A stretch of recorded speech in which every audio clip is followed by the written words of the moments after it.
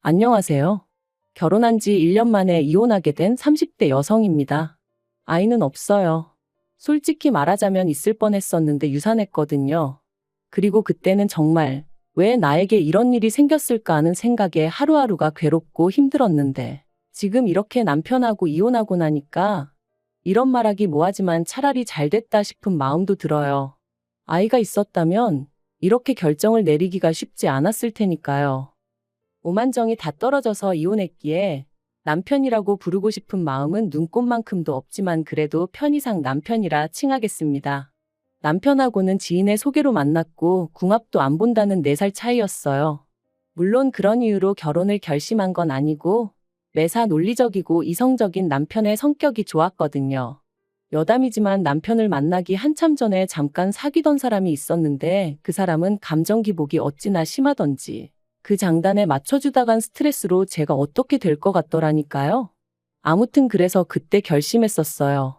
침착하고 차분한 사람을 만나겠다고 말이죠. 그리고 남편은 그런 면에 있어서는 제가 기다리던 사람이었습니다. 사람이 감정에 휩쓸리기보다는 객관적으로 상황을 판단했거든요.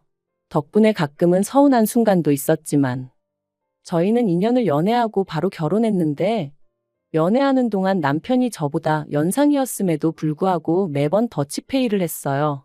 남편이 콕 집어 저더러 돈 내라고 한 건 아니었는데 매번 주변 사람들 이야기를 하면서 자기 친구의 애인은 개념이 있네 없네 해대니까 저도 모르게 자연스레 제 몫은 제가 부담하게 되더라고요. 그리고 저는 솔직히 그런 제 자신이 쿨하고 멋지다고 생각했어요. 남편 말대로 저도 남편하고 똑같이 직장 생활하는데 당연한 거라고 생각했죠. 하지만 돌이켜 생각해보면 마음 한켠으로는 공주 대접 받는 친구들이 부러웠던 것도 같아요. 특히나 생일이나 크리스마스처럼 특별한 날에도 남편의 계산은 늘 정확했거든요.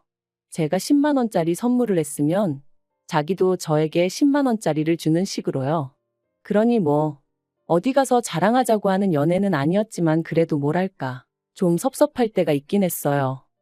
남편 말로는 35이 넘어가니 어머님 아버님께서 하루라도 빨리 결혼하라 성하라 하셨고 그런 이야기가 몇 번 반복되다 보니 어느샌가 자연스레 결혼 이야기가 오가게 되었습니다. 사실 연애하는 내내 주도권이 남편에게 있었던 것 같아요. 남편이 저보다 나이도 많았고 지금 생각해보면 개소리가 대부분인데 아무튼 그때는 그런 생각은 못하고 그저 좋은 게 좋은 거라며 남편 의견을 많이 따라줬거든요. 그리고 결혼 이야기가 나오면서 남편이 그러더라고요. 요새는 다들 반반 결혼하더라면서 그게 자기가 봐도 서로에게 공평한 것 같답니다.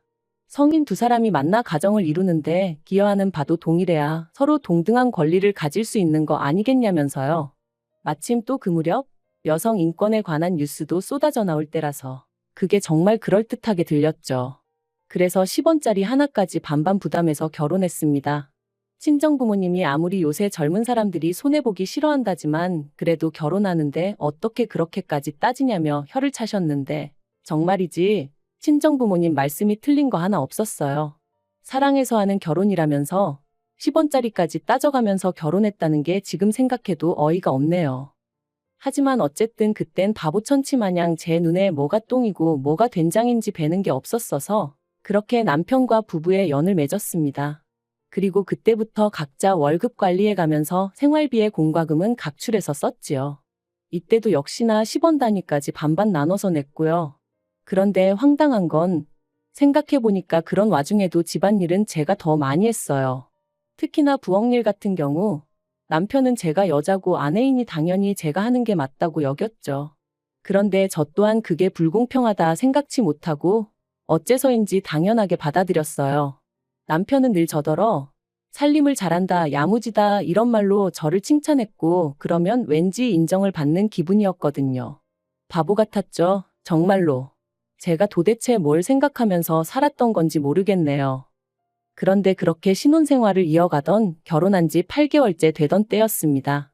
어째서인지 그 무렵 몸이 찌뿌둥하고 평소와 다른 게 느껴지더라고요.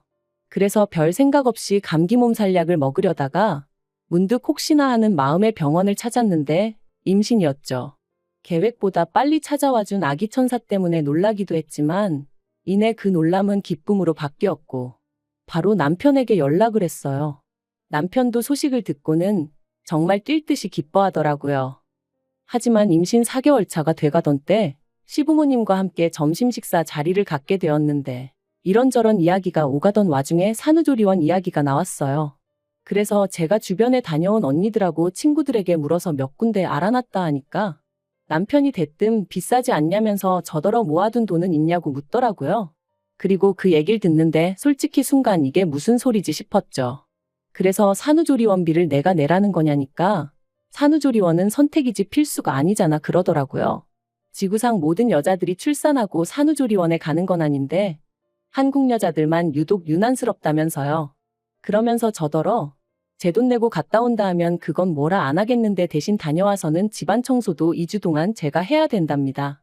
제가 집을 비운 동안은 자기가 다 해야 한다면서 말해요. 그리고 그런 이야기가 오가는 동안 시부모님이 보이신 반응도 어이가 없었습니다.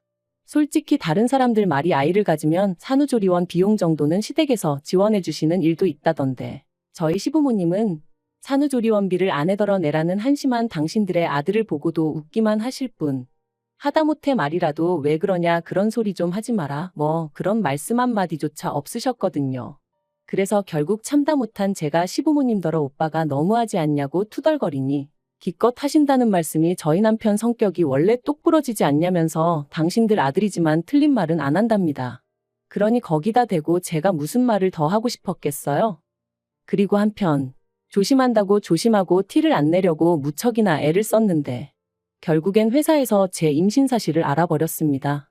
사실 제가 다니던 회사는 직원 수가 10명 남짓이다 보니 솔직히 출산휴가니 육아휴직이니 이런 건 그림의 떡이나 마찬가지였거든요.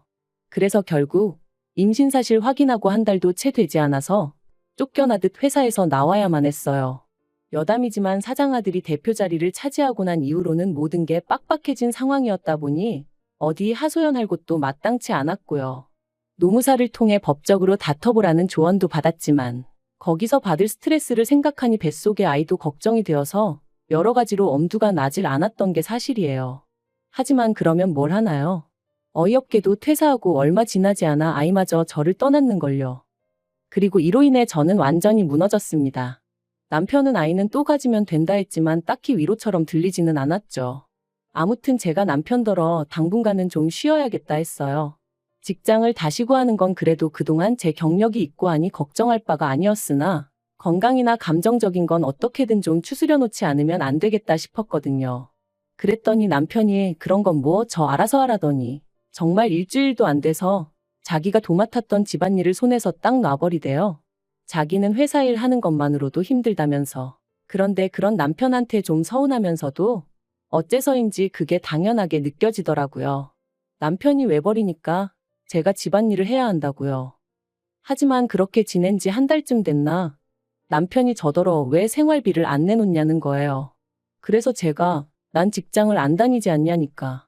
그래도 처음부터 반반 결혼했으니 제 몫은 제가 스스로 책임져야 하는 거 아니냐면서 저더러 모아둔 돈으로 뭐 할 거냐고 이럴 때 쓰는 거라나요? 그리고 저는 뭔가 찜찜한 기분을 지울 수가 없었습니다. 따지고 보면 자기는 바깥일 한다고 그래서 제가 집안일을 다 도맡게 된 건데 그렇다고 제가 집안일 한 거에 대해서 누가 월급 주는 건 아니잖아요. 그런데 생활비까지 내놓으라니 뭔가 단단히 이상하단 생각이 들었죠. 하지만 왠지 치사하기도 했고 당시 제 자존감이라고 해야 하나 그런 게 완전히 바닥을 치고 있었거든요. 내가 왜 이러고 살지? 이렇게 사는 게 무슨 의미가 있지? 그런 생각이 들 정도로요. 아마 지금 생각해보니 우울증 초기였지 않았나 싶네요. 아무튼 그렇다 보니 바보같이 따지고 들지를 못했어요. 말로는 치사하고 더러워서 주고 만다 했지만 실은 어쨌든 직장에서 잘린 건 저고 그런 제 자신이 초라해서 견딜 수가 없었거든요. 그런데 그런 와중에 괜히 남편하고 말싸움이라도 했다가 남편이 저를 무시하는 말을 하기라도 하면 제가 견뎌낼 수 있을 것 같지도 않았고요.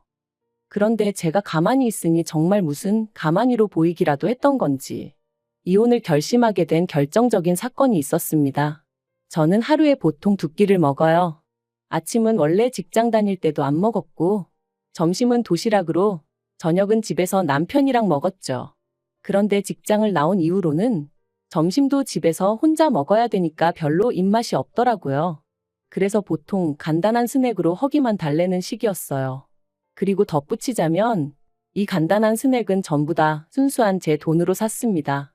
남편이 저더러 네가 어린애도 아니고 이런 걸 뭐하러 사 먹냐며 결혼 초부터 어찌나 눈치를 주던지 생활비로 사는 게 아까워서 그러는 것 같았죠. 그래서 그때부턴 과자 같은 건 그냥 제 돈으로 사 먹는 게 습관이 돼버렸네요. 그리고 그날도 점심은 쿠키 몇 조각으로 때웠더니 오후 5시 좀 넘어가니까 배가 고프더라고요. 그래서 저녁엔 꼭 밥을 먹어야지 하고 남편을 기다리고 있었는데 남편이 떡볶이가 먹고 싶다며 좀 만들어 두라는 거예요.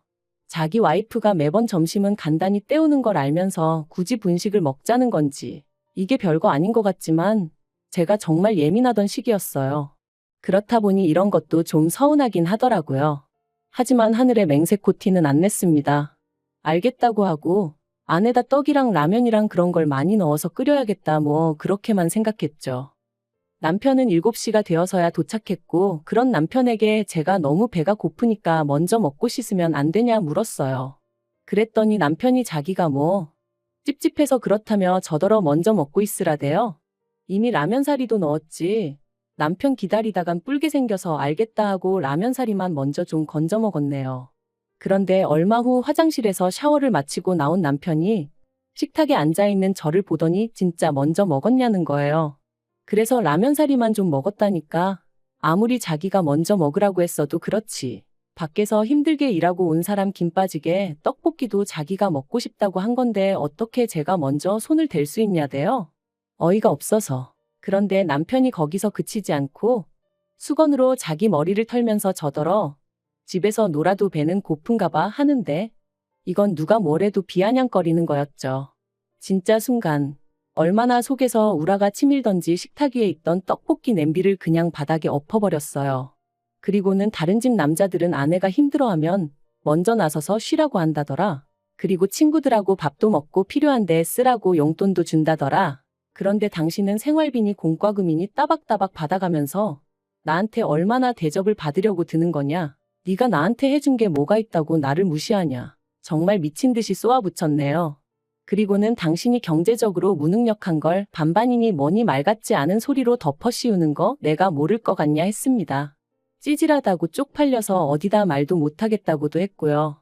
그랬더니 남편이 저더러 말 다 했냐며 남들은 남산만하게 배불러서도 회사 생활 잘만 하던데 너는 직장도 잘리고 애도 못 낳지 않았냐며 그런 저보다 자기가 100배 1000배 낫다대요? 그리고 그 소리까지 듣고 나니까 정말 오만정이 다 떨어지더라고요. 그래서 더는 뒤도 안 돌아보고 핸드폰하고 차키만 챙겨서 바로 친정으로 향했습니다. 밤 9시가 다 돼서 시집간 딸이 연락도 없이 친정에 왔으니 친정부모님이 얼마나 놀라셨겠어요. 저는 그런 친정부모님 품에 안겨 그동안의 서름을 다 풀어냈고요. 그러자 친정부모님 두 분 다 무슨 그런 자식이 있냐 하시며 가만두지 않겠다고 하시더라고요. 그리고 이튿날이었습니다. 아침부터 현관밖이 소란스러워 내다보니 남편이었어요. 남편이 저를 발견하고는 얘기 좀 하자길래 현관을 열었더니 기껏 한다는 말이 어제 제가 어지른 거 자기가 치우느라 진짜 고생했다면서 자기가 말이 지나쳤다면 미안하지만 저도 그렇게 무식한 행동을 했으니 잘한 건 없답니다. 그리고는 그러니까 지난 밤에 있던 일은 없던 일로 퉁치자대요. 정말이지 이 인간 머리는 폼으로 달고 있나 싶었죠. 사과 같지도 않은 미안하다 한마디 틱 던져놓으면 내가 쪼르르 따라갈 줄 안 건가 싶은 게. 그런데 그때 친정아버지께서 달려나와 남편의 멱살을 잡아 현관 밖으로 끌어내셨습니다. 그리고는 지 마누라 하나 먹여 살릴 주제도 못 되는 게 결혼을 왜 하냐고 그렇게 반반이니 나발이니 해댈 거면 그냥 혼자 살라며 욕을 퍼부으시대요. 한 번만 더 내 딸 주변에 얼씬거리면 그때는 이 정도로 끝나지 않을 거라면서 말해요.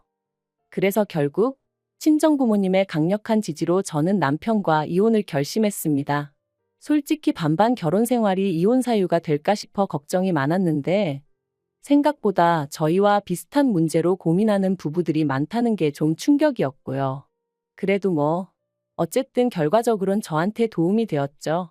남편하고는 결혼 유지 기간이 짧았기에 위자료 같은 건 받아내지 못했지만 기대도 없었기에 그 부분은 뭐 딱히 실망스럽지도 않아요. 제가 정말 후회되고 속상한 건 단 한 가지, 결혼 전부터 남편이 저를 생각해주는 척하며 어지간히 저란 사람을 제 가치를 후려치고 깎아내리고 있었는데 그걸 진작에 알아채지 못했다는 사실뿐입니다. 남편 같은 사람 때문에 제 인생의 황금기라고 할 수 있는 젊은 날의 한 페이지가 잔뜩 얼룩져 버린 게 너무 속상하고 아깝고요. 하지만 앞으로는 무슨 일이 생기건 간에 무조건 제 자신을 탓하며 살지는 않을 거예요.